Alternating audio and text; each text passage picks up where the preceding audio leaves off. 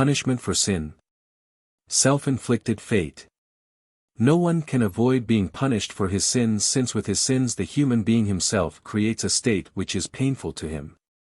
I do not punish him for his sins, yet according to the law of eternal order every action, every wrong thought and deed has an effect, and precisely this effect is caused by people themselves and experienced by them as torment, as punishment, which, however, only ever corresponds to the law of eternal order.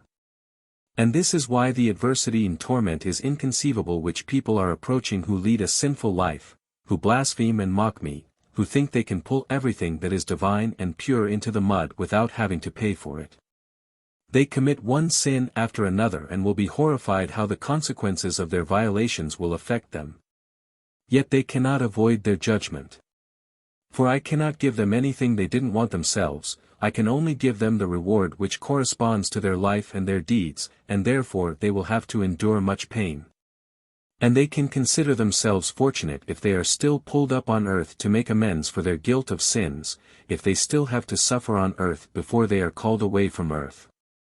For they can still come to their senses on earth, they can still recognize their sins on earth and turn around on the path they had traveled so far.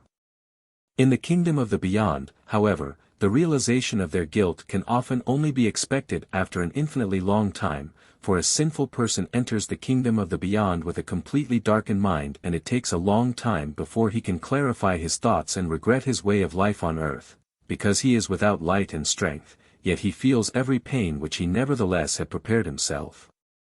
Anyone who presents me as a punishing God does not know my law of eternal order, or he would never be able to speak in this way. For my love tries to protect all people from the fate they are preparing for themselves, and which can never be called blissful. And I truly will do everything in order to make it easy for people. However, if they don't want this, if they won't let themselves be guided by me and act wrongly of their own accord, then they will also have to accept the consequences, but they will never be able to say that I have prepared the fate for them which they are creating for themselves.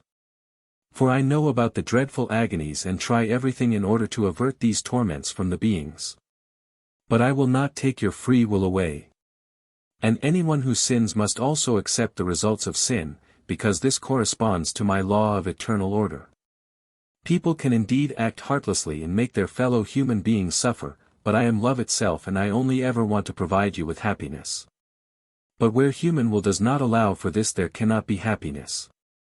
For antidivine desire also creates an antidivine fate, a fate of excruciating torment and darkness, a fate of most bitter captivity, a state of bondage and weakness, which is always the consequence, the result of sin, and therefore the punishments were precipitated by the being itself, which lived on earth in opposition to my eternal order.